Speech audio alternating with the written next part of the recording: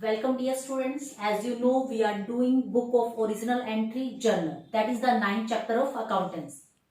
Previous video में हमने discuss किया ओपनिंग एंट्री क्या होती है एंड सब special transactions. So today we are going to start the next topic and the next topic that is special transaction related to goods. It means goods के case में क्या क्या transactions हो सकती हैं, आज हम उस बारे में डिस्कस करेंगे. तो let's start with first one, drawings in goods. कई बार क्या होता है, जो ओनर है ठीक है कैश विड्रॉ करता है, और कई बार जो ओनर है वो पर्सनल यूज के लिए गुड्स को विड्रॉ करता है. इट मीन सपोज करो अगर ओनर अपने पर्सनल यूज के लिए बिजनेस से गुड्स विड्रॉ कर ले, तो उस केस में जो जर्नल है वो क्या बनेगी, drawings account debit to purchase. जो ड्रॉइंग्स है that is a representative personal account. ठीक है, जो ड्रॉइंग्स है वो आपके पर्सनल अकाउंट को रिप्रेजेंट कर रही है. और दूसरा, परचेज को क्रेडिट इसलिए किया गया क्योंकि purchase that is the nominal account. और अगर परचेज रिड्यूस होगी, देखिए जब परचेज आप करते हो तो आपके एक्सपेंसेस इंक्रीज हो जाते हैं, तो इसलिए हम परचेज को क्या करते हैं, डेबिट करते हैं. लेकिन अगर परचेज की वैल्यू डिक्रीज हो जाए, क्योंकि अगर गुड्स विड्रॉ होंगी तो उससे जो गुड्स परचेज की गई है उसकी वैल्यू रिड्यूस हो जाएगी, तो उस केस में हम परचेज को क्या करेंगे, credit. And second reason behind that, यहाँ पे हम सेल को क्रेडिट क्यों नहीं करते, क्योंकि जब भी गुड्स विड्रॉ होती हैं वो कॉस्ट प्राइस पे विड्रॉ होती है. जैसे सपोज करो 10,000 की गुड्स हैं, उसकी बुक वैल्यू 10,000 है, लेकिन जो मार्केट वैल्यू है या जो सेल प्राइस है वो 12 या 15,000 है. लेकिन अगर ओनर अपने पर्सनल यूज के लिए मनी गुड्स को विड्रॉ करेगा तो वो 10,000 में विड्रॉ करेगा जो उसका कॉस्ट प्राइस है. दैट्स व्हाई हम क्या वर्ड यूज करते हैं, purchase account. For example, proprietor withdraw goods worth 10,000 for personal use. Proprietor ने अपने पर्सनल यूज के लिए 10,000 की गुड्स विड्रॉ कर ली, तो एंट्री क्या हो गई, drawings account debit to purchase account ₹10,000. Second क्या हो सकता है, goods given away as charity. हमने दान में गुड्स दे दी, हमने एज अ चैरिटी गुड्स को दे दिया, तो उस केस में जो जर्नल है वो क्या बनेगी, charity account debit to purchase. अब देखिए चैरिटी को डेबिट क्यों किया गया, क्योंकि जो चैरिटी है वो बिजनेस के पॉइंट ऑफ व्यू से लॉस है, और लॉस का कौन सा बैलेंस होता है, डेबिट. और परचेज को क्रेडिट करने का सेम रीजन है. परचेज को क्रेडिट इसलिए किया गया क्योंकि गुड्स को चैरिटी में डिस्ट्रीब्यूट करने से हमारी जो गुड्स है उसकी वैल्यू रिड्यूस हो गई, परचेज हमारा जो है वो रिड्यूस हो गया.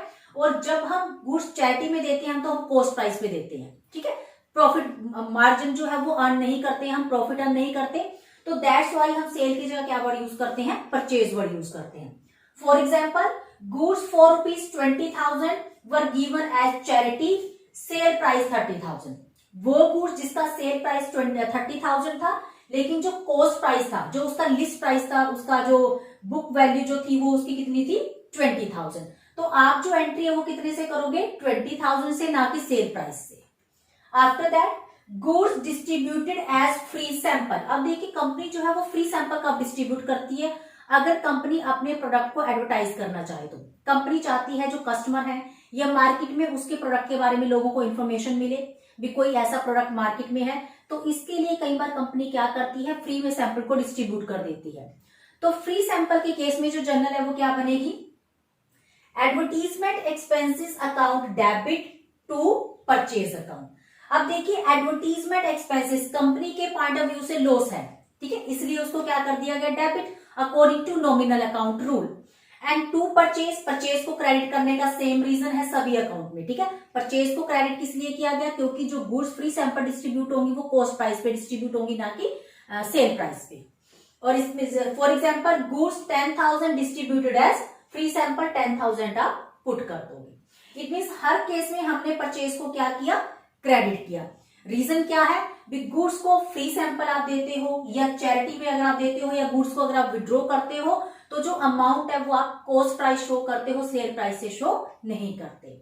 नेक्स्ट इसमें जो केस है that is loss of goods by theft या फिर फायर. कई बार गुड्स का लॉस हो जाता है ड्यू टू फायर, हो सकता है ड्यू टू थेफ्ट हो सकता है. चाहे लॉस ड्यू टू फायर हो या फिर ड्यू टू थेफ्ट हो, तो दोनों केसेस में जो एंट्री है वो क्या बनेगी, loss by theft account debit या फिर loss by fire account debit to purchase. Reason behind same वही, परचेज को क्रेडिट करने का रीजन क्या है, क्योंकि जो परचेज है वो आपका रिड्यूस हो रहा है. ठीक है, और जो परचेज है वो हम कॉस्ट प्राइस से शो कर रहे हैं. इट मीन्स अगर गुड्स बाय थेफ्ट लॉस हुआ है तो आप लिखोगे loss by theft account debit to purchase. अगर लॉस हुआ है फायर से तो आप लिखोगे loss by fire account debit to purchase, और नरेशन में शो कर दोगे गुड्स लॉस्ट बाय फायर या फिर थेफ्ट। कई बार क्वेश्चंस में सिर्फ यही तक इंफॉर्मेशन होती है तो हमें सिर्फ एक ही एंट्री पास करनी है, बट इन सम केसेस कई बार क्वेश्चन में मेंशन होता है कि जो गुड्स का लॉस हुआ है ड्यू टू फायर या फिर थेफ्ट वो इंश्योर थी, हमने इंश्योरेंस करवाई हुई थी। तो इट मीन्स अगर आपने गुड्स को इंश्योरेंस करवाया हुआ है तो आप इंश्योरेंस कंपनी से क्लेम मांगोगे, आप क्लेम करोगे उस चीज के लिए। तो उस केस में, क्लेम के केस में, in case goods are insured, अगर गुड्स इंश्योर्ड थी, चाहे लॉस बाय फायर हुआ चाहे लॉस बाय थेफ्ट हुआ, लेकिन जो गुड्स थी वो इंश्योर्ड थी, तो उस केस में आप कंपनी पे क्लेम करते हो। ठीक है, क्लेम के लिए आप कंपनी में केस करते हो, तो उसकी जो एंट्री है वो क्या होगी, इंश्योरेंस कंपनी या फिर claim account debit to loss by fire या फिर थेफ्ट। अब देखिए इसका जो आपका नरेशन है वो क्या बनेगी, insurance claim log with the insurance company. It mean जो इंश्योरेंस कंपनी है उससे हमने क्लेम मांगा। ठीक है, तो इट मीन इसकी जो जर्नल है वो क्या है, इंश्योरेंस कंपनी या फिर इंश्योरेंस क्लेम। आप इंश्योरेंस कंपनी वर्ड यूज कर सकते हो या फिर इंश्योरेंस क्लेम वर्ड आप यूज कर सकते हो। Account debit to loss by fire या टू लॉस बाय थेफ्ट, जो भी इंफॉर्मेशन क्वेश्चन में गिवन है।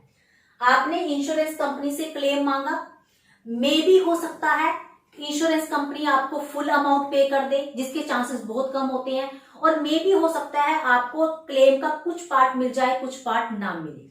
It depend on the question.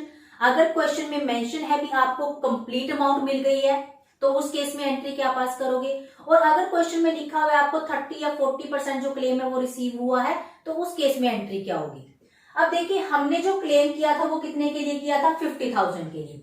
Suppose करो that is loss by fire. ठीक है, यहां से थेफ्ट को हटा दो। हमने जो एंटर पास की वो क्या की, insurance company account debit to loss by, no fire नहीं, to loss by theft.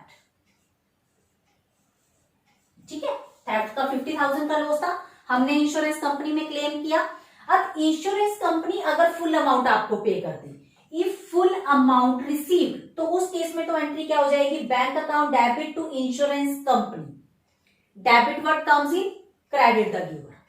Insurance company ने आपको फुल अमाउंट पे कर दिया। ठीक है, और उस केस में नरेशन क्या जाएगी, इंश्योरेंस क्लेम रिसीव्ड, या फिर आप लिख सकते हो फुल इंश्योरेंस क्लेम रिसीव्ड। हमें इंश्योरेंस की फुल अमाउंट रिसीव हो गई है। बट इन केस अगर इंश्योरेंस कंपनी फुल अमाउंट पे नहीं करती, नॉट फुल अमाउंट रिसीव्ड, हमने जितने का क्लेम किया था, हमने क्लेम किया 50,000 के लिए, लेकिन हमें 50,000 नहीं मिला, उसका एक पार्ट मिल गया। सपोज करो इंश्योरेंस कंपनी ने आपको 60% की अमाउंट पे कर दिया। अब देखिए अगर आपने 50,000 के लिए क्लेम किया था और इंश्योरेंस कंपनी ने उसका 60% आपको पे किया है, तो 50,000 का 60% दैट इज 30,000।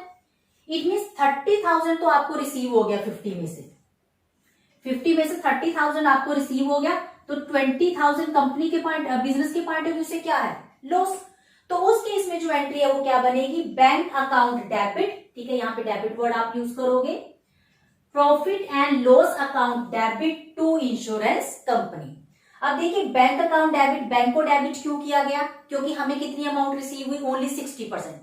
50,000 का अगर हम 60% करें तो 30,000। प्रॉफिट एंड लॉस को डेबिट इसलिए किया गया क्योंकि जो लॉस है उसका कौन सा बैलेंस होता है, डेबिट बैलेंस होता है। तो profit and loss account debit 20,000, क्योंकि 20,000 का बिजनेस को क्या हो गया, लॉस हो गया। और to insurance company, insurance company को क्रेडिट किस लिए किया गया, क्योंकि credit the giver. It means journal क्या बनेगी, bank account debit, profit and loss account debit to insurance company. जितना क्लेम मिल गया उसके लिए बैंक को डेबिट करोगे, जो नहीं मिला, जो लॉस हो गया उसके लिए P&L को डेबिट करोगे, और फुल अमाउंट से इंश्योरेंस कंपनी को आप क्या करोगे, क्रेडिट करोगे। रीजन बिहाइंड दैट, क्योंकि इंश्योरेंस कंपनी से जब आपने क्लेम मांगा था तो आपने इंश्योरेंस कंपनी को 50,000 से डेबिट किया था, तो अब आप उसको फुल अमाउंट से क्रेडिट करोगे अकाउंट को कैंसिल करने के लिए, बैलेंस को इक्वल करने के लिए। ऐसे ही यहां हमने इंश्योरेंस कंपनी को 50,000 से डेबिट किया, 50,000 से क्रेडिट किया। इसमें भी 50,000 से डेबिट है तो 50,000 से ही क्रेडिट होगा। जितनी अमाउंट रिसीव हो जाएगी वो बैंक में आ जाएगी, और जो रिसीव नहीं हुआ वो कंपनी के लिए, बिजनेस के लिए क्या है, लॉस। और इसमें नरेशन में आप क्या लिखोगे, insurance claim partially admitted and received. It means insurance company ने आपको फुल अमाउंट पे नहीं की, उसका एक पार्ट उसने एक्सेप्ट किया है और वो आपको पे किया है। So there are mainly 4 types of journal entry in case of goods, drawings in goods, goods given as charity, goods distributed as free sample, loss by theft या फिर loss by fire। सभी cases में देखना हमने purchase को credit किया, हर entry में हमने क्या किया, परचेज को क्रेडिट किया। परचेज को क्रेडिट करने का रीजन, एक बार फिर से रिपीट कर रही हूं, परचेज को क्रेडिट करने का जो रीजन है, क्योंकि अगर हम गुड्स को डिस्ट्रीब्यूट करते हैं, फ्री सैंपल या ड्रॉइंग्स करते हैं, या चैरिटी होती है, या फिर लॉस बाय फायर या थेफ्ट, तो इससे आपकी जो परचेज की वैल्यू है वो क्या हो जाती है, रिड्यूस हो जाती है, जो गुड्स आपने परचेज की थी। और ये एंट्री हमेशा आपकी कॉस्ट प्राइस पे होती है, सेल प्राइस पे नहीं होती, इसलिए हम सेल अकाउंट वर्ड यूज नहीं करते यहाँ पे, ठीक है। So this is all about the special entry related to goods. In the next video we will discuss more numerical question related to these concept, जो कि हमने अभी तक डिस्कस किए हैं, उससे रिलेटेड कुछ क्वेश्चंस को सॉल्व करेंगे। And moreover this is the last topic, ठीक है, that are the last adjustment of this chapter. इस चैप्टर में यही आपकी मैक्सिमम एडजस्टमेंट्स होती हैं। नेक्स्ट वीडियो में इससे रिलेटेड कुछ न्यूमेरिकल क्वेश्चंस को डिस्कस करेंगे, ताकि जो कंसेप्ट है वो आपको और क्लियर हो जाए।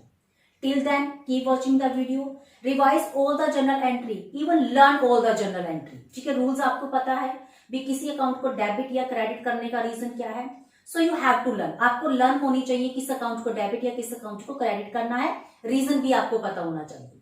Till then, thank you dear students. Thank you so much.